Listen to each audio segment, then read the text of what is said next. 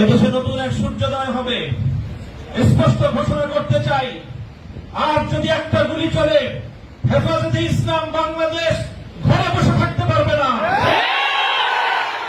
আমার সন্তানের লাশ নিয়ে আমরা কবরস্থানের দিকে যাব না।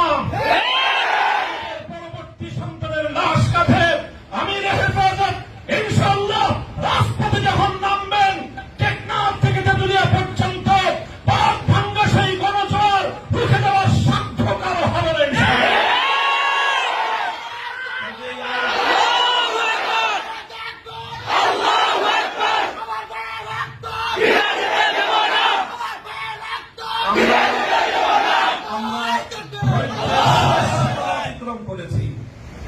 পরিস্থিতি এভাবেই যদি চলতে থাকে, আর যদি আমাদের দেশের জনগণের নিরাপত্তার দায়িত্বে নিয়োজিত আইন শৃঙ্খলা রক্ষাকারী বাহিনী বুলেট যদি আর বন্দুকের নল থেকে আরেকটি বুলেট ছুড়ে, তাহলে বাংলাদেশের পরবর্তী গণ অভ্যুত্থান অবশ্যম্ভাবী হবে।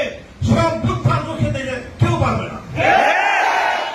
আমরা আল্লাহ পাক রব্বুল আলামিনের কাছে দোয়া করব, যারা বৈষম্যের বিরুদ্ধে জীবন দিয়েছে, অত্যাচারীর হাতে যাদের প্রাণ গিয়েছে, তারা নিঃসন্দেহে শাহাদাত বরণ করেছে।